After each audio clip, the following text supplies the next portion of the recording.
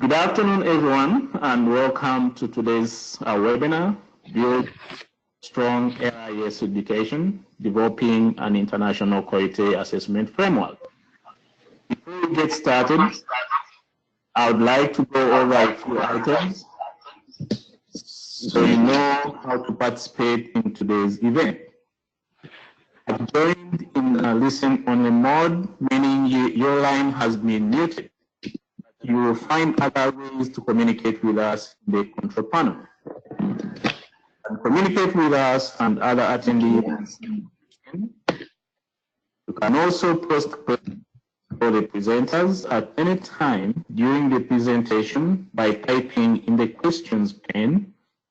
We will collect these and address them during the Q&A session at the end of today's presentation. I would like to introduce myself, Dr. Dick Kawoya. I'm an associate professor at the School of Library and Information Science at the University of South Carolina. I'll be today's moderator.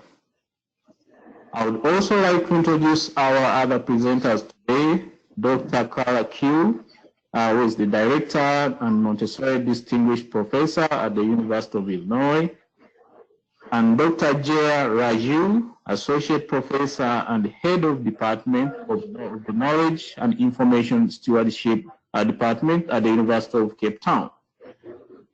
The webinar is co-sponsored by the LIS International Library and Education Special Interest Group. I want to thank April Hobbs, my graduate assistant at the University of South Carolina. I'm now a graduate from the program who helped in the logistics of the webinar. I would like to hand over to our presenters, who will start with the presentation.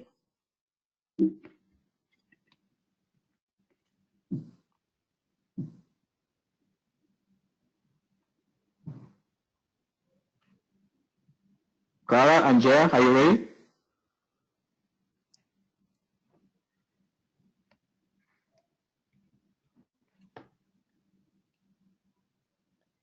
Jaya? Please.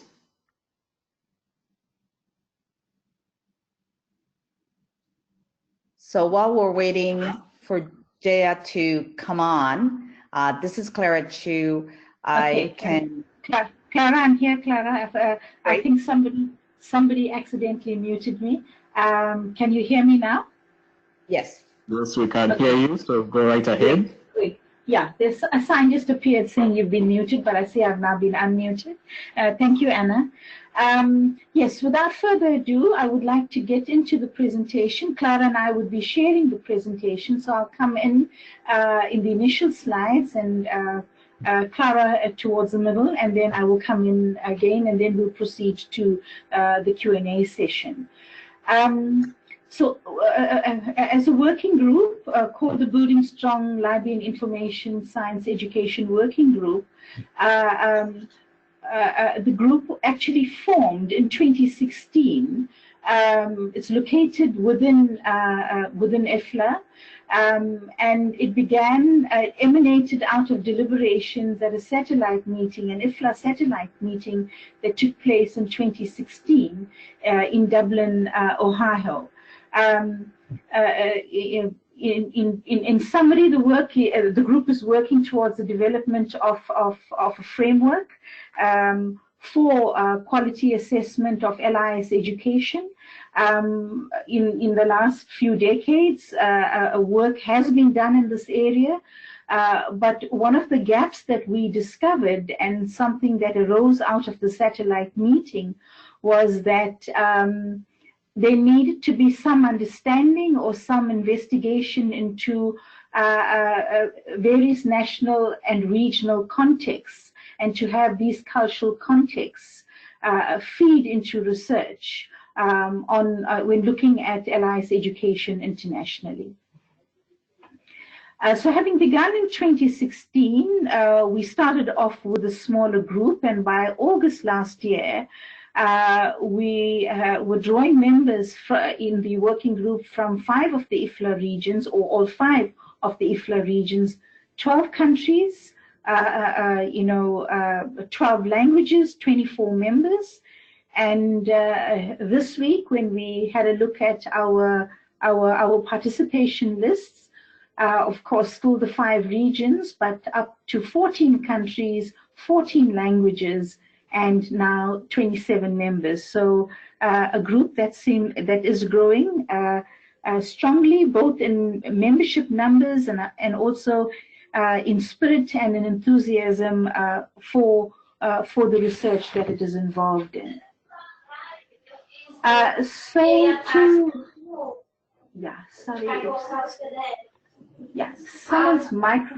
Someone's microphone is causing a little bit of disturbance. So if you could just sorry about that. If you have your microphone on, please mute it so you don't get feedback. Thank you very much. Thank you, Dick. So what are some of the contemporary changes that are impacting LIS education? The increasing globalization of economies, leading to interconnections, cross-border sharing of information and information resources, and very importantly for the group is, what we've observed as increasing mobility of professionals, LIS professionals, of students, of faculty, but of course we have a space, we have a blank in terms of a framework that is able to facilitate that kind of mobility. In terms of the white paper that we had prepared, we had grounded it in literature, where we looked at some of the significant studies on the, dealing with research in terms of LIS education internationally.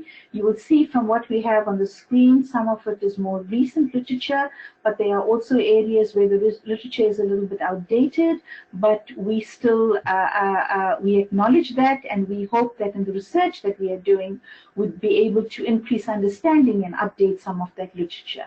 So credentialing equivalencies, that is a critical area for us and has been looked at before, and you can see some of the authors or researchers who've looked at that. And then of course, important in the research that we've been doing is who or what is an LIS professional. The literature defines it generically, but in terms of the investigations we've done, we've also tried to collect data in terms of how individuals or different parts of the world conceptualize LIS and LIS professional. Something else that we've picked up in the literature is that in many parts of the world, there are many institutions who seem to be dropping the LS aspect of LIS as they seek to embrace a broader scope in terms of their programs. And of course, we've seen the creation and the development of the iSchool movement, where at many institutions, alliances have been forged with cognate disciplines such as computer science, computer software engineering, information systems, etc., etc. Clara, if you could just move on to the next slide.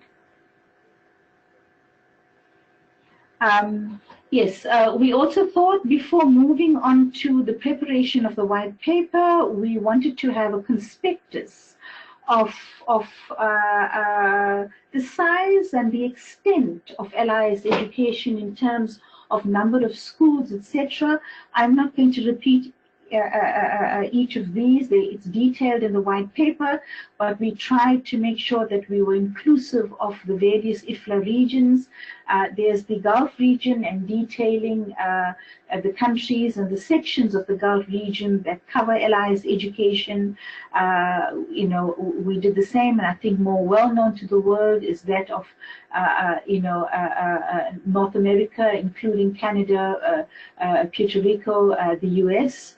and of course in Africa, a large number of schools in Africa offering various levels of programs. We also looked at Asia and Oceania, including Australia and New Zealand, as far as the literature could offer us evidence of the extent of LIS schools, and of course not forgetting Latin America and the Caribbean. So as a basis on which to begin, we grounded the white paper in terms of schools in the various regions of the world. So at this point, I would like to hand you over to Clara, who will briefly explain the methodology and take you through some of the salient findings from the international survey that we conducted. Clara, over to you. Thank you. Noting that we needed to learn more about what the qualification requirements for library information professional practice was, we decided to conduct this survey. And this survey would help us to understand what potential equivalencies there would be for credentials, as well as the role of LIS education. To ensure that there was a broad reach and accessibility to the survey, we made it available in 6 languages and conducted the survey in the early spring, and in some cases not spring, but from March to July of 2017, with multiple choice as well as open-ended questions. And then we focused it on what the qualification and certification requirements were for either being a librarian or a profession beyond library and information, within library and information science, but beyond library. We also asked about the definition and the meaning of an LIS professional, and then lastly, the agencies that were responsible for determining professional entry requirements. We obtained 706 responses from 101 countries. And all of this is noted as indicated earlier in a white paper, and it's accessible in the repository by the University of Cape Town. So in terms of the actual responses, we are presenting responses based on the full set of responses, 706. And then when it comes to specific content that relates to trying to understand each country's perspective, then we will just give responses based on the 101 countries. And so as you can see, responses were obtained from all regions of the world, and more specifically, we had good return from Latin America, Asia and Oceania, and Africa. And so if we look at the 10 top responding countries, we see strong response from the United States, followed by China, South Africa, and then number 10, we have El Salvador. And then we had other countries that may have just provided 1 or 2 responses. So if we look at the 701 participants, we had most responses from LIS professionals, but of course there was interest from LIS educators who also provided responses to the survey. When we look at professional qualifications for practicing or working in librarianship, we see that it's split. There is a very strong response in terms of needing an undergraduate degree in LIS, and then there was also less of a number, half of those, 14 out of 101, that indicated that there was a need for a graduate degree in LIS. And then in some countries, 11 of them, that it could either be an undergraduate or graduate degree in LIS.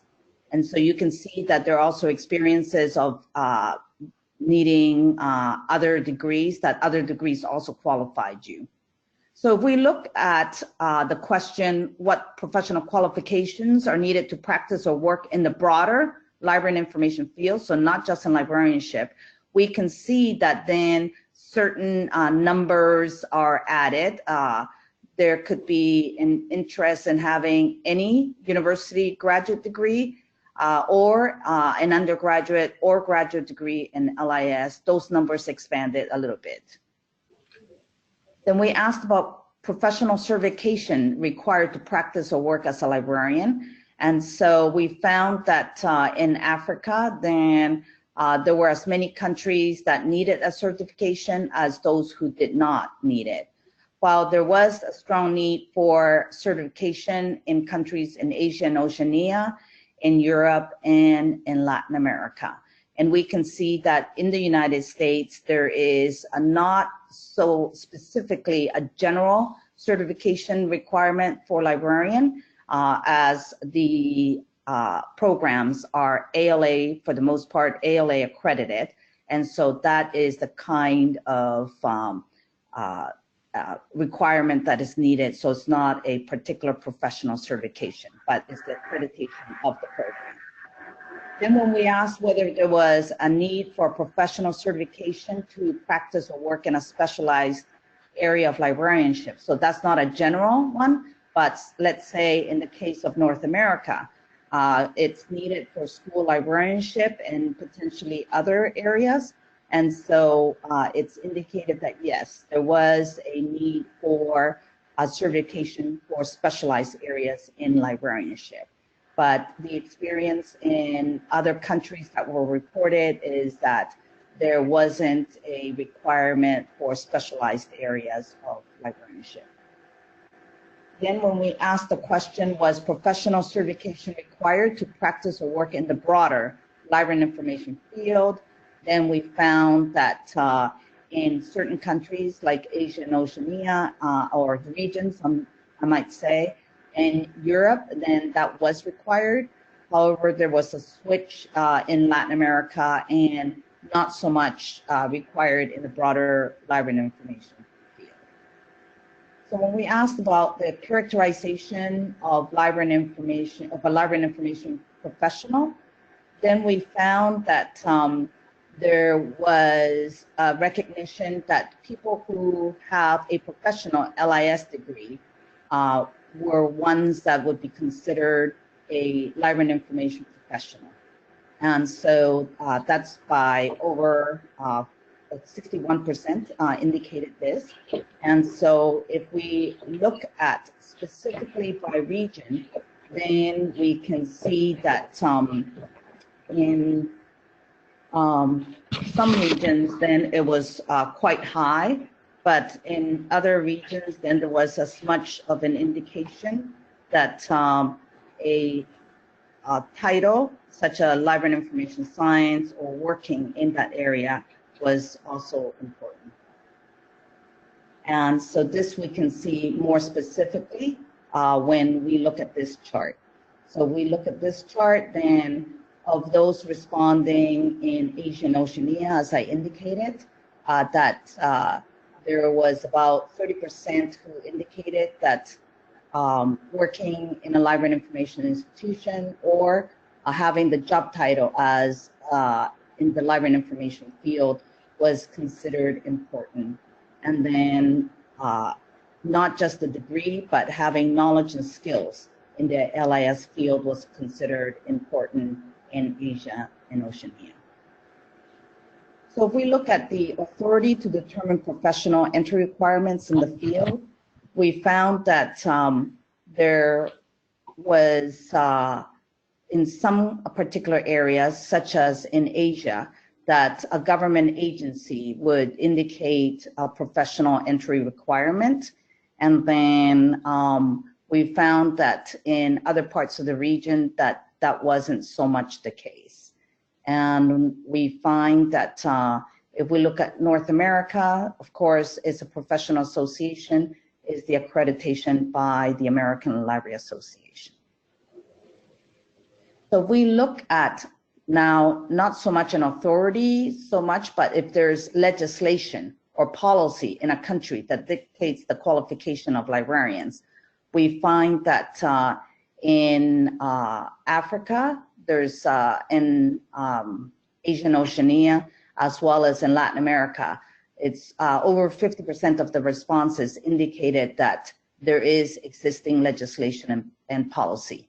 And to just note a particular case in Costa Rica, there is a policy that indicates that librarian has to have a library degree to be able to work as a librarian in a library. In terms of existing legislation or policy that dictates the certification of librarians, then we find that it's also the case that most places indicated that the certification was not so much needed, and so there's less policy regarding certification. In terms of additional comments that were made, we asked whether there were particular areas to note. And as you can see that there was a variation of responses, but those that were noted indicated that there was a need by particular countries, that there should be certain requirements for qualification or education in the field, and also that there is a desire for accreditation or certification or licensure, and also that not only should there be such accreditation or certification, but there needs to be oversight and enforcement of such requirements. So this leads us then back to what do we do with these findings, and resulted in certain actions that Jaya will present. Thank you, Clara. So after all that coding that made possible the findings that Clara was able to, that you know, we had placed in the white paper, and Clara summarized or tried to explain some of the more salient findings, we attempted to identify key findings, recommended actions, and also to identify possible role players to take up the action. So we came up with a set of 6 findings, all of which didn't, or in terms of the working group's plan, would not receive immediate attention. We have prioritized a set of 3 for immediate action, which I will speak about just now. But just to go through each one of the findings, not in too much detail, but Clara, I'd prefer the previous screen, and then I'll come to this one here. If you could just go back to the previous slide. Okay, I'd just like to work to your left-hand side, the 6 findings. The first one was that we found that in many of the countries, you know, a degree, either an undergraduate or a graduate degree, is a requirement in terms of professional practice. But what came across quite clearly was that there was no equivalence amongst the degrees, and this of course posed problems in terms of transferability and reciprocity. The other very key finding was that while there were qualification requirements in different parts of the world, there wasn't a benchmark, an international benchmark by which those could be quality assured. So, you know, a recommended action there would be to identify core and other competencies for transferability and reciprocity. A second finding was that certification is required in many of the countries that from which we had responses, but in a number of cases there was no international recognition for it. It was fine in the major global north countries where you had the ALA, or for example you've got CILIP or ALIA for Australia, you know, that who have benchmarks, but particularly in the developing parts of the world, while there were structures in place, in many instances locally, there wasn't anything internationally available for them to be able to benchmark against. And so a recommended action for the group there was to develop an international framework for the assessment of quality standards in LIS education. And here I must pause to say that I think this is probably a novel part of the work of the working group, in that while the existing literature captures a lot of what is going on in terms of quality assurance in the global north, but there's a desperate cry in the global south, in the developing parts of the world, for quality assurance structures. A third set of findings was that we found that locally that there were structures, there were systems, and in the different countries from which we got responses, we found that there were different entities working with quality assurance of LIS education. It could be a government department, it could be a professional body, it could be the National Library, and hence recommended action for the group here was to create, was to ensure that in those parts of the world where such a local structure doesn't exist, to work maybe with local professional bodies, local associations, etc., towards the creation of such a local structure. A fourth key finding was in terms of where there are qualification structures, quality assurance processes, and procedures in place. How do we know about that? We know about the main centers of the world, but there isn't enough international knowledge in terms of the structures that exist in many other regions of the world. And a recommended action here was to develop an international resource that identifies local structures, and of course, whatever this international resource is that we develop, to make sure that it is kept up to date. And of course, some of the findings that have we identified as maybe for more long-term attention. Responses from around the world tend to indicate that certification is not necessarily needed in the broader LIS field, and we found that we needed to do a lot more research in terms of this broader LIS field, and a recommended action there being to develop a system of qualification or accreditation that is inclusive of areas of the broader LIS field. But for initial research, the working group had decided to focus specifically on LIS, more libraries and library-related fields, and to leave the broader LIS field for later focus. And a sixth and final finding was, again, touching on the area of the broader LIS field.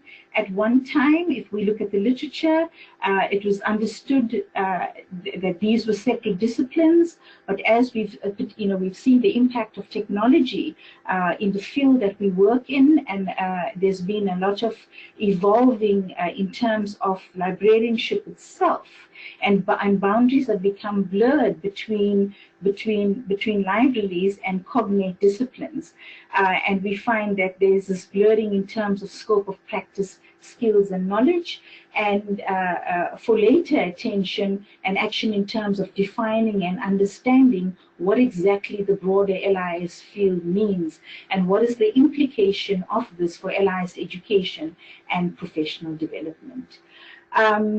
And of course, in terms of change agents or role players or stakeholders to address these various recommended actions, in large part the working group itself, but also working with other entities like IFLA and local professional bodies and other relevant stakeholders. But of course, we're a working group of individuals that have other full-time commitments as well. So to begin with, we decided to identify 3 of the recommended actions. flowing from three of the key findings.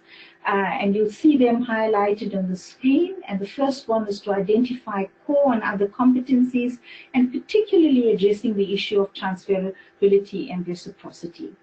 A further action was to develop an international framework for the assessment of quality standards in LIS education, because we saw quite clearly that in many of the countries, particularly those in the developing part of the world, while there were existing structures or qualification requirements and quality assurance processes, there wasn't anything internationally available for them to benchmark against. And thirdly and finally, an action in terms of developing an international resource, which we will keep as up to date as we possibly can, that identifies local structures. Okay, and if Clara, if you could just move on to the next slide, please. Okay, so here's a summary then of the three actions that I've just mentioned.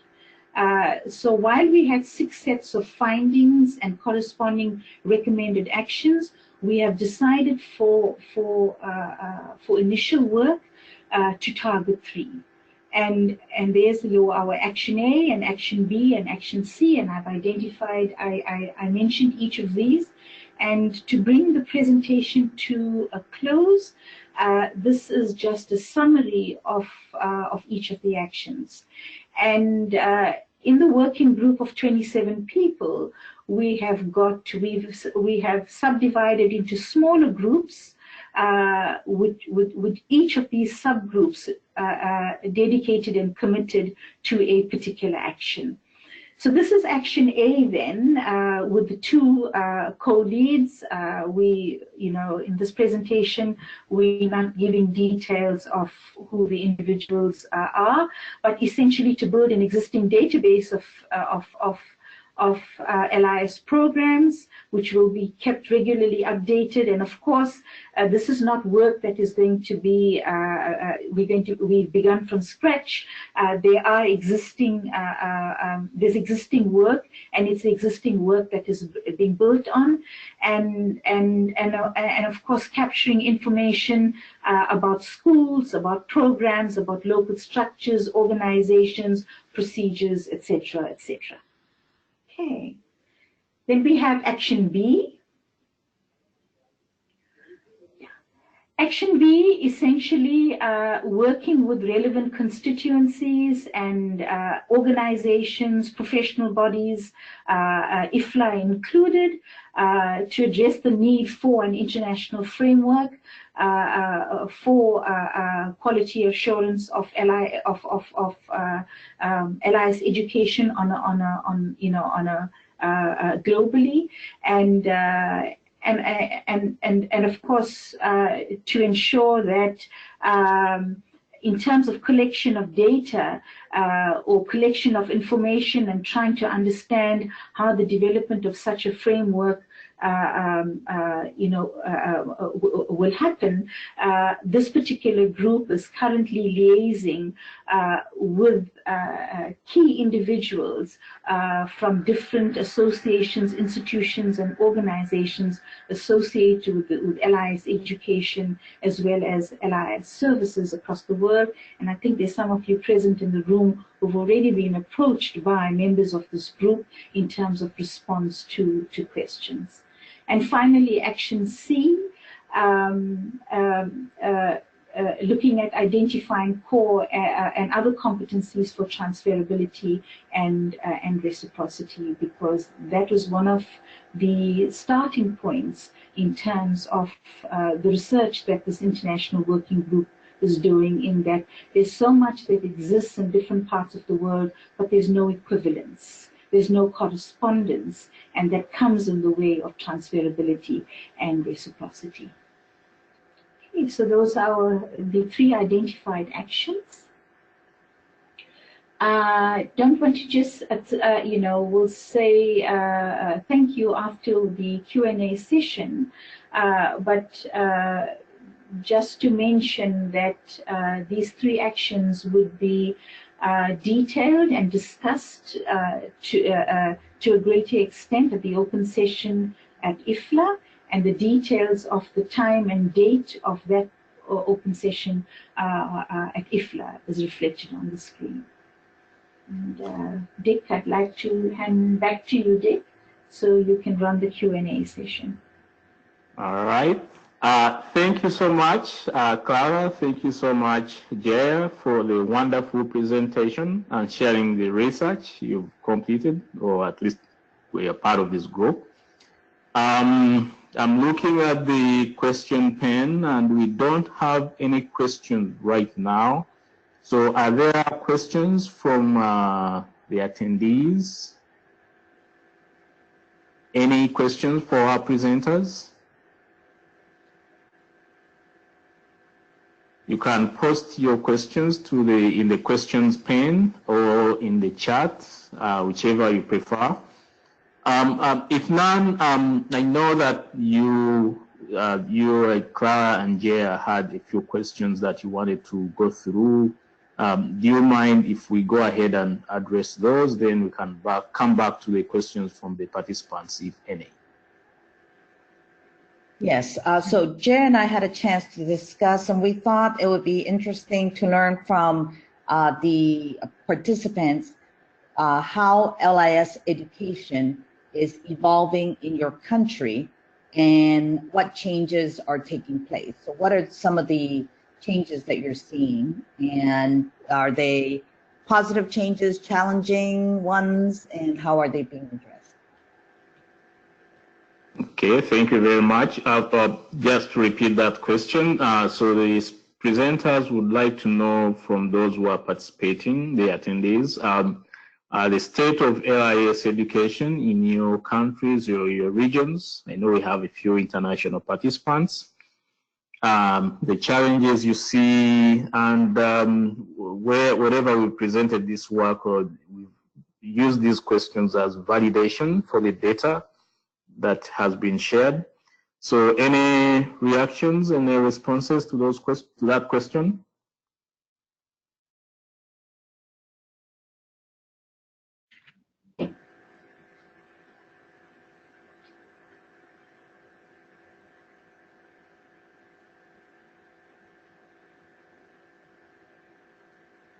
I didn't. Someone asking for clarification. Yeah. So any developments in LIS education, what kind of trends do you see? What kind of opportunities, challenges, and finally, any things that stands out for you from the data that has been shared from this group?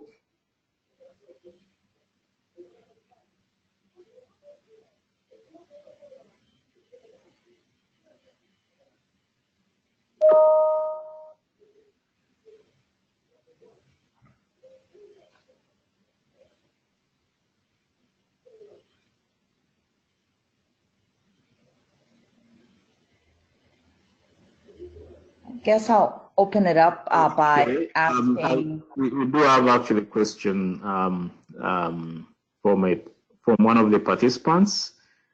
The question is, let me get this in a bigger screen. Do you have data about the actual numbers of information professionals wanting to practice in countries other than those where they receive their LIS education? I am trying to get a sense of how widespread this issue is. We don't have those numbers, and the data that we're going to be gathering from LIS programs are the actual numbers of students that each program has, but that's where because we didn't want to make the survey too long to ensure that each LIS program participates, then we haven't asked for any historical data, but we will be getting a sense of just the students or graduates. So we don't have a sense of how large the LIS field is. Okay, thank you very much. We actually do have two more questions from the participants. The next one is, will the proceedings from IFLA be available remotely for those that are unable to attend the conference? Should I answer that? Sure. Yeah. I think I can safely say no, but for the simple reason, well, what will be available is, for example, the slides that we use at IFLA. But since 2017, each year we have been reporting at the open session at IFLA the progress we've been making with the research. But we've also used the open session as an opportunity for discussion. So we have kept paper presentation to a minimum, and we've maximized on the opportunity at the open session for roundtable discussions so that we could present the point at which the research is, and to take further engagement from delegates attending the open session. So from the point of view of the format of the open session, it makes it somewhat difficult to make it available as proceeding. Clara, I'm not sure if you want to add to that. No, so that's exactly what is happening. There may be certain summary notes that might help the work for each of the action groups, but then they're not necessarily, additional findings or anything like that. So it will be what Jaya indicated, the PowerPoint, and then we will put together some summary notes of the discussions. And I suppose at some point, for example, the white paper was released last year in 2018 after we worked for about 18 months on the research, and then we made a solid document available, and that is, the link is on one of the slides, and that is available open access. So I'm not sure the participant who's asking the question, if he or she has access to the white paper. The link will take you to the white paper. Okay, thank you very much. We have another question, this time from the UK, and I'll read. In the UK, there are two recent developments. SIRIP is accrediting internationally, and also for GLAM qualifications. Secondary, University College London are now in candidacy status with ALA, as well as being accredited by SIRIP. If you are seeking an international standard, what would be the impact of these developments?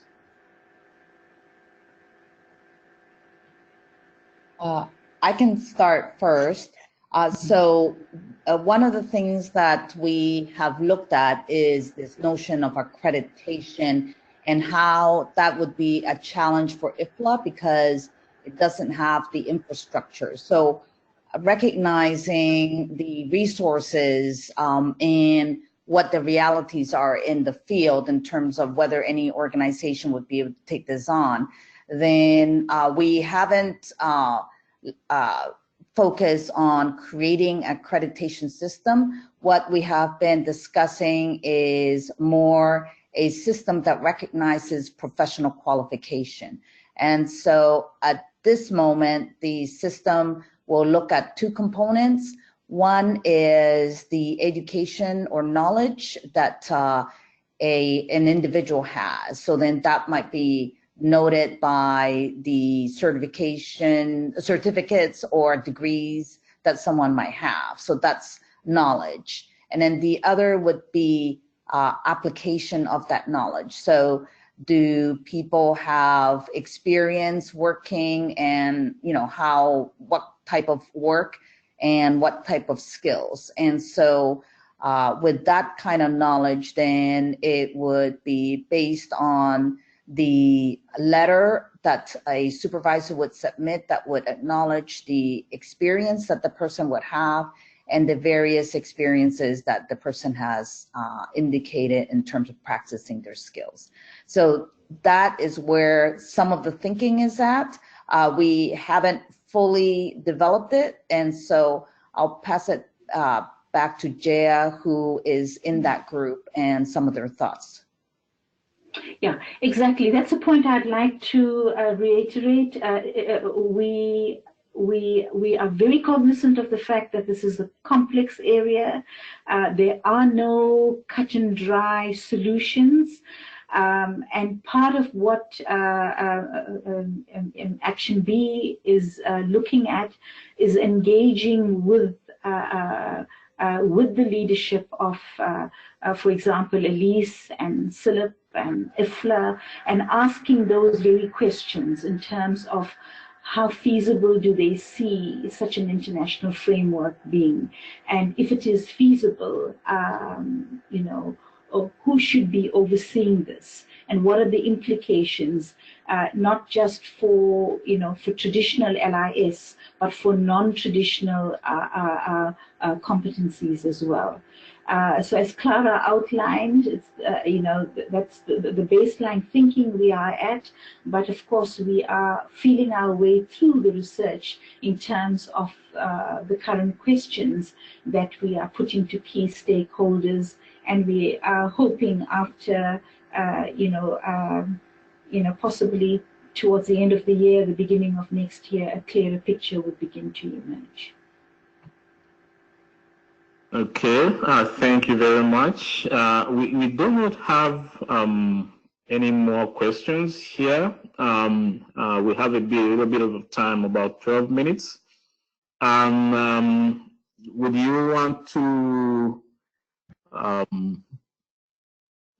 speak to the work of the group in terms of forthcoming events, conferences where you are going to be sharing this work? I'm thinking about LIS and IFLA, in case some of the participants would like to be part of those sessions.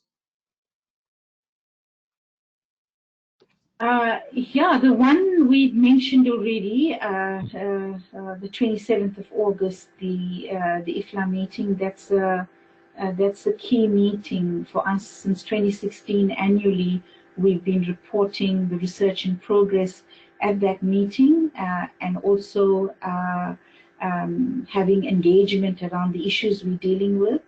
And there's a post-conference satellite meeting on the 30th of August at the Vatican Library in Rome. One aspect of the session around competencies would be looking at BSLISE work. Clara, maybe you'd want to come in here. There's a pre-conference satellite meeting happening at Alexandria, and you know, the research being done on this international framework, or working towards the development of such a framework, I'm sure will be touched on here as well. Clara, you think you'd be able to provide any details about this? So I'm not clear what the question is. Dick wanted to know about the various meetings happening in the future, where the work that we are doing will be discussed, will be presented, would be engaged in. So I mentioned IFLA, I mentioned the Vatican Library. I know there's a pre-conference satellite meeting taking place at Alexandria, and I was just asking you to give clarification. Yes.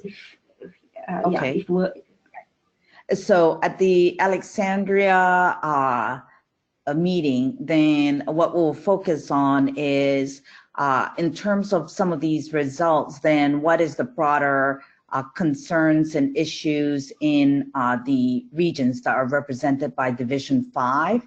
So that would be Asia and Oceania, Latin America, and the Caribbean, and in Africa. And so work will be discussed in those broader notions of what is the impact for regions. And I imagine that we will discuss issues such as the evolving nature and what is being covered in LIS programs, traditional ones versus those that are evolving, and the nature to which some LIS programs are also becoming iSchools, which is being observed in Asia and not so much in Africa and Oceania at the moment. And so it will be in those kinds of contexts that we'll be discussing this work. Okay, and I can mention, I think there are 1 or 2 other meetings at LIS. I think there's going to be a paper presentation in the pursuit of global standards for LIS education. What does librarian mean around the world? And this presentation draws from the international survey that the BSLISE conducted not too long ago. And Clara, am I correct? The 3rd Hispanic Peruvian Encounter Conference in Lima in Peru. There's also going to be a presentation on work done by the BSLISE. Yes, so Anna Maria, who is at this webinar, I don't know if she has additional information about that she can share with us. One of the things that we want to note is that the work that we're doing is by a collective. And so as there are opportunities to present this work in different contexts, then different members of the working group will do so, and oftentimes in languages other than English. Thank you very much. I actually wanted to ask you to very quickly acknowledge some of our international collaborators that are part of this webinar, if you can. Do you want me to talk about it? Go ahead, Anna Maria. Hey, please. Well, in relationship to the Hispanic American meeting, it's not going to take this year, probably next one, but we will have a meeting in November, which is well, celebration of the Librarian Day, and we will talk about this research we're doing.